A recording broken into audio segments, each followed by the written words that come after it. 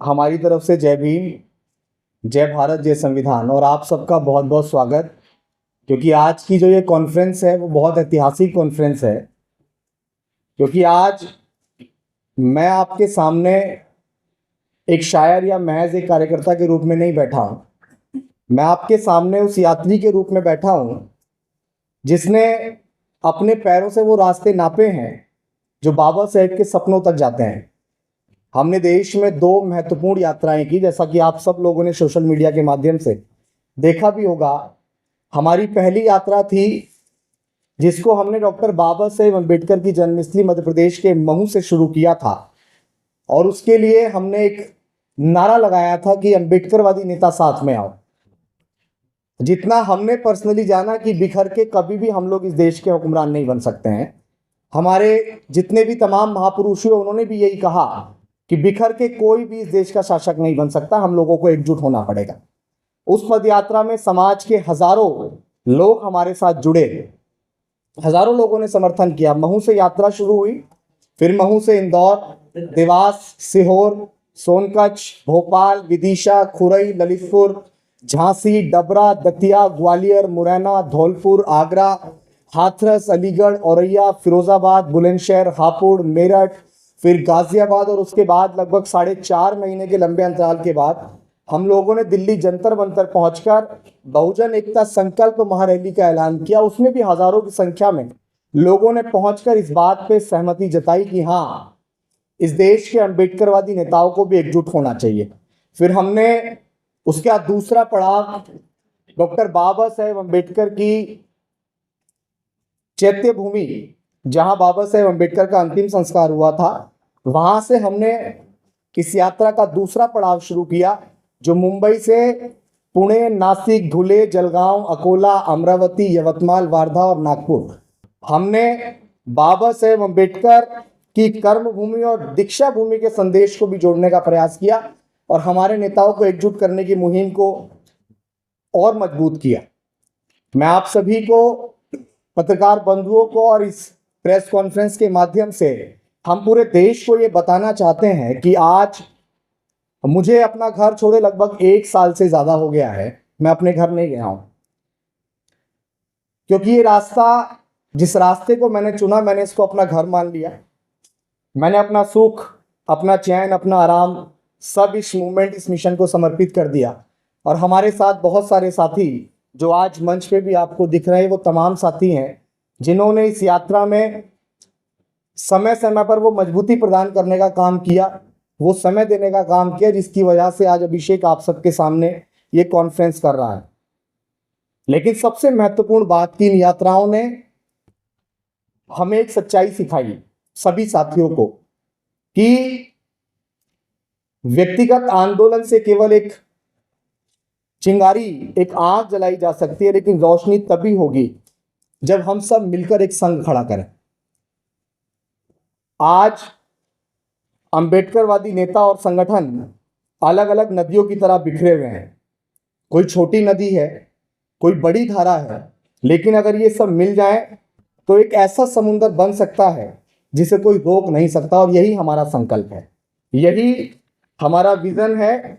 हम चाहते हैं कि देश में राष्ट्रवादी, कल्याणकारी, अंबेडकरवादी संघ खड़ा हो, जो अनुशासित हो, संगठित हो, हर जगह मौजूद हो। लेकिन यह संघ बहुत अलग होगा। यह संघ सामाजिक होगा, पूर्णतः सामाजिक। इसका मकसद केवल सत्ता की भूख नहीं है, इसका मकसद सत्ता को साधन बनाकर बाबा साहेब अम्बेडकर के सामाजिक परिवर्तन और तमाम महापुरुषों के उस आर्थिक मुक्ति के आंदोलन को सफल करना होगा। यह संघ अंबेडकरवादी नेताओं का महागठबंधन बनने का भरसक प्रयास करेगा, ताकि बाबा साहेब अम्बेडकर का कारवां अधूरा ना रहे। साथियों, आज पत्रकार बंधुओं, आज हम लोग संगठन की कोई औपचारिक घोषणा नहीं कर रहे हैं। आज हम उस संघ की कोई औपचारिक घोषणा नहीं कर रहे हैं, बल्कि आज की ये प्रेस कॉन्फ्रेंस सिर्फ एक सूचना है कि आने वाली 23 सितंबर को दिल्ली के NDMC कन्वेंशन सेंटर में, जो यहाँ से बहुत नियर बाय है, जंतर मंतर के पास, वहाँ पे हम सब मिलकर इस विचार को एक संघ का रूप देंगे, वहां से ये आंदोलन एक नए अध्याय की शुरुआत करेगा। मैं दोबारा इस बात को दोहरा दूं कि 23 सितंबर देश के तमाम अम्बेडकरवादियों के लिए बहुत बड़ा दिन है, क्योंकि 23 सितंबर को डॉक्टर बाबा साहेब अम्बेडकर ने सयाजी बाग में बैठकर संकल्प लिया था कि जब तक मैं अपने समाज को इन जातिगत गुलामी की बेड़ियों से आज़ाद नहीं करा दूंगा, जब तक मैं चैन से नहीं बैठूंगा। लेकिन इस संघ की सबसे बड़ी पहचान क्या होगी? ये बात बहुत प्रकाश डालने वाली होगी, बहुत समझने वाली होगी। शायद ऐसा आज तक इस अम्बेडकरेट मूवमेंट में नहीं हुआ है। इस संघ की सबसे बड़ी पहचान होगी कि चाहे कोई हमारी आलोचना करे, चाहे इस संघ की आलोचना करे, लेकिन हमारी जिम्मेदारी कभी नहीं बदलेगी। यह संघ हर उस व्यक्ति के साथ खड़ा होगा जो अम्बेडकरवाद के लिए काम कर रहा होगा, जो उस विचारधारा के लिए काम कर रहा होगा, चाहे वह किसी भी पार्टी से हो, चाहे वो किसी भी संगठन से जुड़ा हो, किसी भी धर्म और जाति का हो। अगर उसका मिशन डॉक्टर बाबा साहेब अम्बेडकर की आइडियोलॉजी और विचार को बढ़ाने की होगी, तो उसका संघर्ष हमारा संघर्ष होगा। आज तक आप सब लोगों ने भी देखा और हमने भी देखा होगा कि जो जिस पार्टी या संगठन में था, उसकी मदद उसकी मुश्किल में सिर्फ वही पार्टी और वही संगठन करता था। जब आज हम इसकी बहुत आवश्यकता महसूस कर रहे थे कि आज देश में एक ऐसे विचार, एक ऐसे विजन या एक ऐसे संघ की आवश्यकता है जो सबको समान लेकर खड़ा हो। सब लोग आपस में बटे हुए थे, आपस में मतभेद करते थे, लेकिन अब ऐसा नहीं होगा। हमारी वो मतभेद की दीवारें अब गिरेंगी और हमारी एकजुटता की एक मजबूत दीवार बनकर खड़ी होगी। हम ये साफ संदेश देंगे कि आपकी पार्टी अलग हो सकती है, आपका संगठन अलग हो सकता है, लेकिन अगर आपका मिशन अम्बेडकरवाद है तो आपकी मुश्किल में हमारा साथ आपको हर जगह पे मिलेगा और हम आपके साथ पूरी मजबूती से खड़े होंगे। यही इस संघ की आत्मा होगी, यही वह परिवर्तन होगा जो शायद अब तक इस मिशन में अधूरा था। जितना हमने भी एनालाइज किया है कि अब तक ये बात इस मिशन के लिए अधूरी थी, लेकिन साथियों इससे बड़ी बात ये कि सिर्फ संघ काफी नहीं है, क्योंकि संघ विचार फैलाएगा, विचारों को जोड़ेगा, लेकिन अन्याय का सामना करने के लिए संघर्ष भी चाहिए। इसलिए हम संघ के साथ साथ एक क्रांतिकारी संगठन भी बना रहे हैं। संघ होगा शांति का प्रतीक और संगठन होगा क्रांति और संघर्ष का चेहरा। संघ हमें अनुशासन देगा, संघ हमें दिशा देगा और संगठन संवैधानिक दायरे में रहकर आंदोलन करेगा। वो आंदोलन कब करेगा?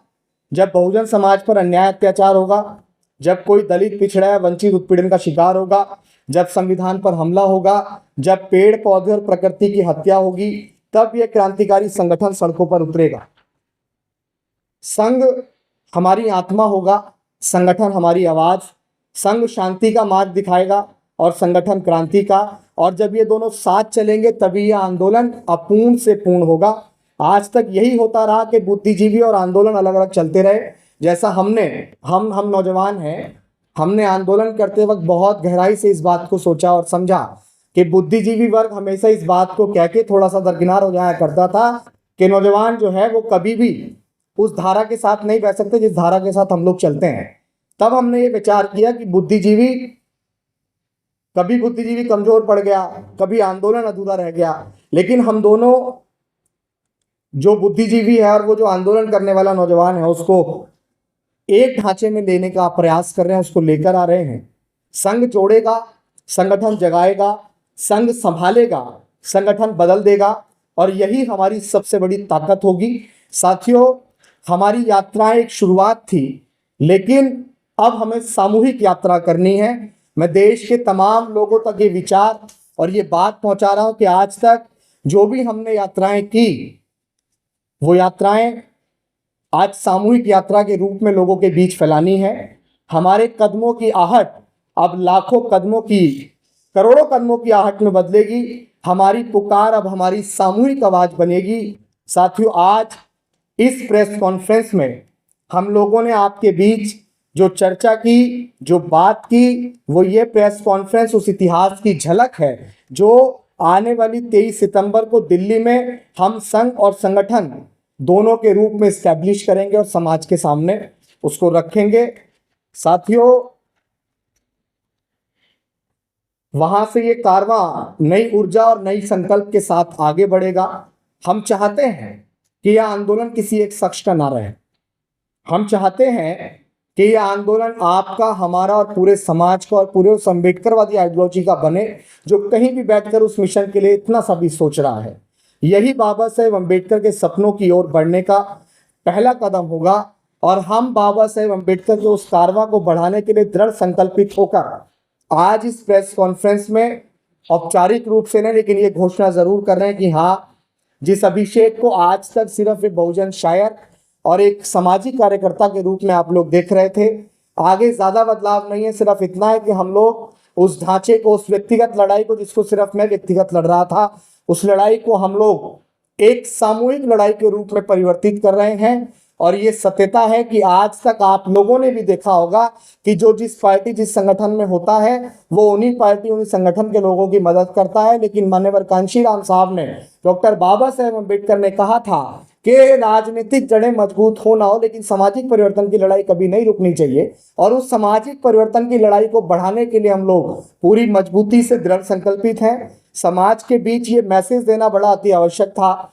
मैं इस पे भी थोड़ा सा प्रकाश डालूंगा कि हमारी यात्राएं लेकर सड़कों पर क्यों उतरना था। बहुत सारे लोगों के सवालात होते हैं कि भाई नेताओं को एक करना था तो नेताओं के पास जाना था, नेताओं के पास जाके बात करनी थी। लेकिन जब मेरे मन में कोई सवाल आया, मेरे मन में कोई विचार आया, तो मैं उस विचार को सिर्फ इसलिए ना मान लूं कि मेरे मन में कोई विचार आया, इसलिए मैं उस विचार को सड़क तक लेकर गया, समाज तक लेकर गया। और जब समाज ने हजारों की संख्या में उस विचार के अंदर सहमति जताई तो पता लगा कि आप या हम सब मिलकर जिस विचार को कर रहे हैं कि अम्बेडकरवादी नेताओं को भी इस देश के अंदर फूले शाहू अम्बेडकर और मान्यवर कांशीराम साहब और तमाम वो महापुरुष जिन्होंने जाति अंत के लिए काम किया है, उन सबको मिलकर भी देश के अंदर एक तीसरा मोर्चा खड़ा करना चाहिए।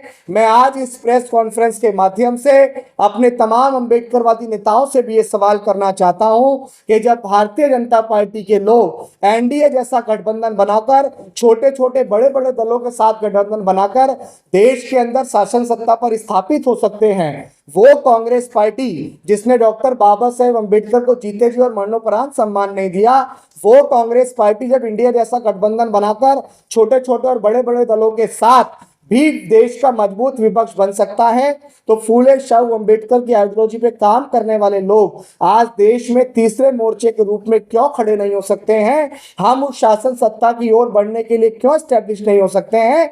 लेकिन आज इस प्रेस कॉन्फ्रेंस में मैं अपने नेताओं से, तमाम अम्बेडकरवादी पॉलिटिकल पार्टी से ये कहना चाहता हूं कि आप सब लोग बेहद विनम्रता पूर्वक, हम तो निवेदन कर रहे हैं, समाज के सभी लोग मिलकर निवेदन कर रहे हैं कि विनम्रता पूर्वक आप लोग कोई नीति बनाइए, कोई रणनीति बनाइए, लेकिन देश में उत्तर प्रदेश के 2027 और आने वाले 2029 के लोकसभा से पहले आप सबको बैठकर आपस में मर्ज होकर देश का तीसरा मोर्चा बनकर खड़ा होगा।